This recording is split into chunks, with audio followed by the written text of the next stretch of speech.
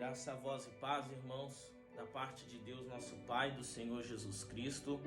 Quero expressar e externar a minha gratidão a Deus pela oportunidade que o Senhor me concede de estar lhes ministrando uma palavra nessa noite. Desde já agradecer a todos os que são inscritos aí no canal, Fiquei um tempo sem movimentar o canal, mas tornaremos a movimentar agora o canal aí do YouTube.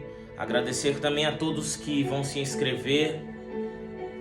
Curte, compartilha, se inscreva aí, amém? Para que essa palavra venha alcançar mais vidas em nome de Jesus. Eu creio que nesse momento de crise, muitas vidas vão ser alcançadas através da palavra de Deus e muitas coisas serão canceladas aí através do poder da palavra, como homicídio, suicídio, depressão, porque a palavra de Deus ela tem esse poder de anular a morte.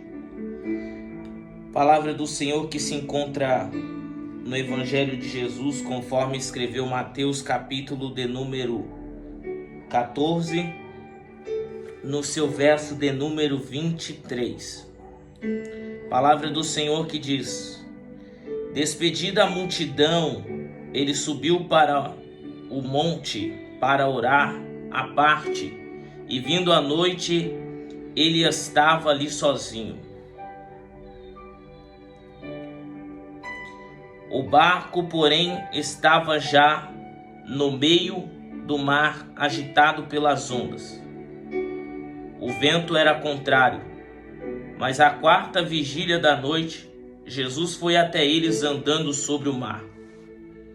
E quando os discípulos o viram andando sobre o mar, eles perturbaram-se, dizendo: é um espírito, e gritaram de medo.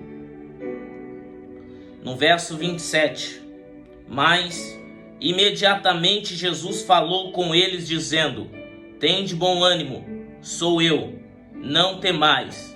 E Pedro respondeu e disse: Senhor, se és tu, manda-me ir ter contigo sobre as águas. E ele disse: vem.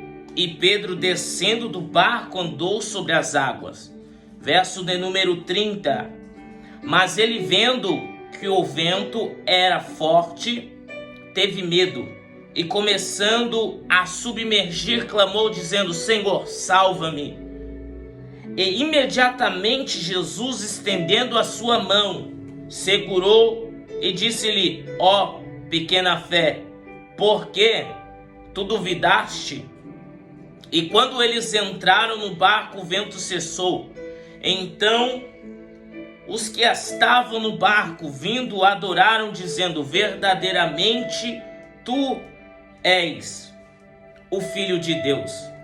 Queridos, o que eu quero transmitir através dessa palavra, quando a gente olha e observa aqui no verso de número 23, no 22, Jesus dispersa os seus discípulos e os manda passar para o outro lado. Jesus dá uma ordem para eles: é necessário vocês passarem para o outro lado. Mas o interessante é que quando Jesus dá uma ordem, ele não nos mostra o mapa geográfico. Ele nos dá uma ordem, mas ele não nos dá satisfação do que o que a gente vamos encontrar no meio do caminho. Se terá obstáculos, se terá tempestades. Então Jesus ele dá uma ordem, mas ele não deixa os seus discípulos cientes daquilo que eles vão encontrar lá no meio do caminho.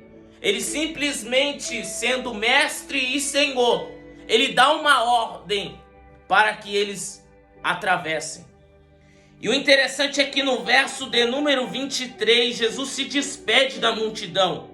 Sabe por quê? Dentro do contexto bíblico eu vou te dizer o que significa isso aqui. A multidão é um obstáculo a qual a gente precisa se desvincular. Há momentos que nós temos que sair do meio da multidão para estarmos num particular com Deus, para sabermos o propósito de Deus. A multidão por muitas vezes atrapalha a gente entender a voz do Senhor. A multidão por muitas vezes atrapalha a gente entender os propósitos de Deus na nossa vida.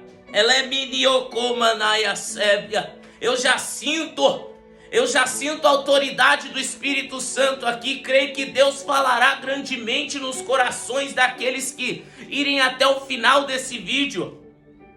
Eu não simplesmente abri esse vídeo aqui porque quis, mas o Espírito Santo me impulsionou a falar com os corações aqui nessa noite. Porque muitos hoje podem estar se questionando, porque os trabalhos fecharam, porque as igrejas fecharam. Mas assim, quando eu olho para esse texto, eu vejo Jesus dizendo que é necessário a gente se apartar da multidão. É necessário a gente deixar a multidão de lado e ir orar para descobrir os propósitos que Deus tem para as nossas vidas. Ela é midiocomanaya sébia. Aleluias. A Bíblia nos diz agora que ele despede da multidão e vai para o monte para orar.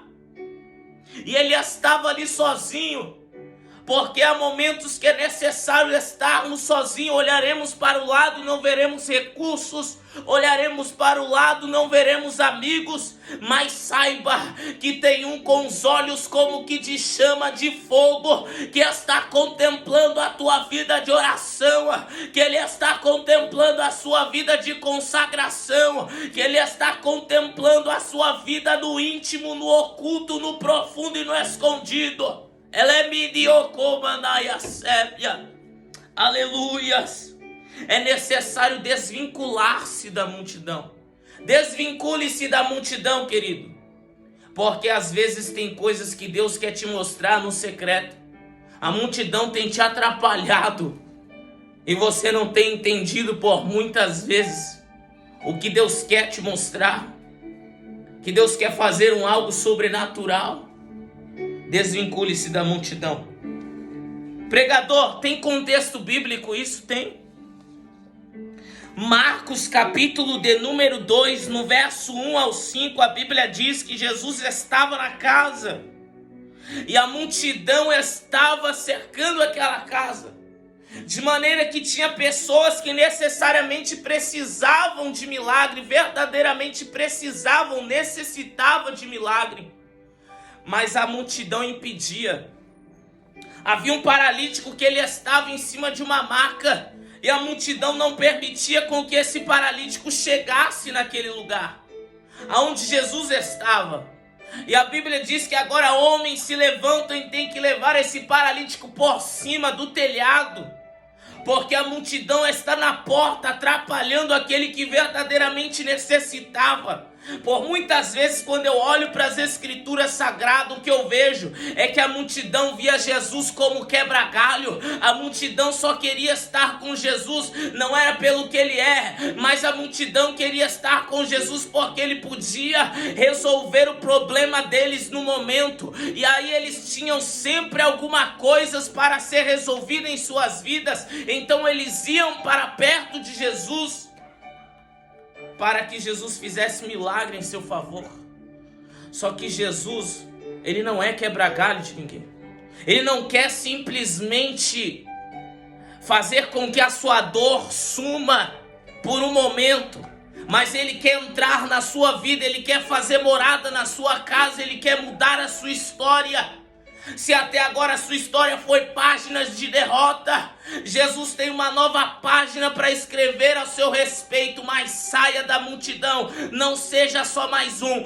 Toque nas vestes do mestre de uma forma diferenciada. Quando eu olho para Marcos capítulo 5, no verso 25, aquela moça do fluxo de sangue, ela tinha gastado todo o seu dinheiro, todas as suas riquezas, todos os seus recursos com médicos, e eles não puderam solucionar aquilo que ela tinha. Então ela enfrenta a multidão e fala: se eu somente tocar, eu serei curada. Ela é midiocomanaya sébia. Então ela vai, enfrenta a multidão e toca na veste do mestre e ela é curada. Sabe por quê? Porque não importa o obstáculo, o que importa é a sua determinação. O que importa é a sua determinação em receber o seu milagre. se você vai ter que afastar-se de pessoas, desvincular-se de pessoas que não te acrescentam, só diminuem, que não te levam para próximo do mestre, mas só te afastam, que estão como obstáculo para que você não receba o seu milagre, se afaste da multidão, se desvincule da multidão. O que Deus tem para você é maior do que o que a multidão pode te oferecer.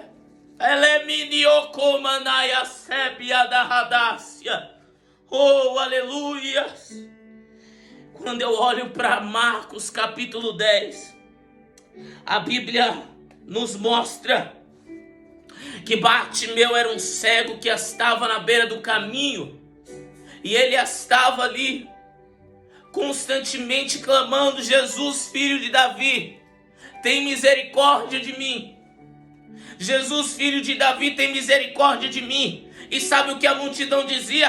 Cale-se, você está incomodando o mestre. A multidão por muitas vezes é um obstáculo. Talvez Deus tenha te tirado de perto de multidões. Talvez Deus tenha te tirado da sua zona de conforto, aonde você estava sempre rodeado de amigos, aonde você estava sempre rodeado de pessoas, porque Ele tem algo sobrenatural para fazer ao seu respeito. Mas é necessário que você clame e entenda que a multidão está sendo um obstáculo para aquilo que Deus tem para fazer na sua vida. E a multidão dizia: cale-se, você está incomodando o mestre. Mas a multidão que dizia para ele não foi um obstáculo para que ele parasse de clamar. Ele perseverou. A sua perseverança e a sua insistência fez com que ele recebesse o seu milagre. Deus está dizendo para alguém aqui: não importa o que estão dizendo, não importa o que as pessoas estão te taxando, se te taxam de quadrado, se te taxam de fanático, se pergunta onde está o teu Deus. Sabe por quê? Porque na hora que o mestre se levantar para dizer: eu estou aqui, estou ouvindo o teu clamor e eu vim aqui neste momento para te socorrer, o que queres que eu te faça? Eles vão ter que contemplar a glória de Deus sobre a tua vida. A Bíblia diz que quando Jesus chega para Bartimeu e pergunta: Bartimeu, o que queres que eu te faça? Ele diz: mestre, que eu veja. E ele tornou a enxergar. Sabe o que é isso? Ele tornou a ter direção de vida. Ele passou a ser independente de pessoas. Enquanto Bartimeu estava ali na beira do caminho, vivendo de migalhas, sempre tinha alguém para ajudá-lo. Sempre tinha alguém para fazer algo para Bartimeu.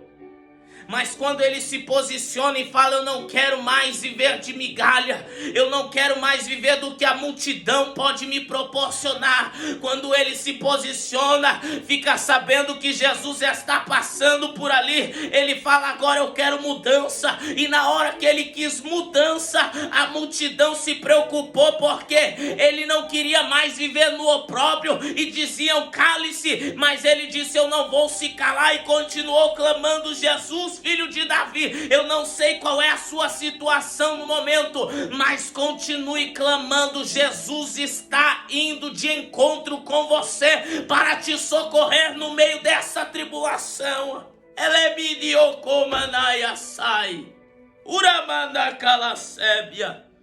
Aleluias. Aleluias. Eles se reuniam em bandos. Eles se reuniam em bandos. E por muitas vezes atrapalhavam aqueles que verdadeiramente queriam milagres, que verdadeiramente necessitavam milagres. Então, o primeiro ponto dessa mensagem, eu estarei dividindo esta mensagem para que não fique um vídeo muito longo, para que todos possam estar ouvindo sem tomar muito do tempo. Mas o primeiro eu quero já deixar aqui como o primeiro tópico desta mensagem. No verso 23, ele fez uma desvinculação com a multidão. Ele se desvinculou dela.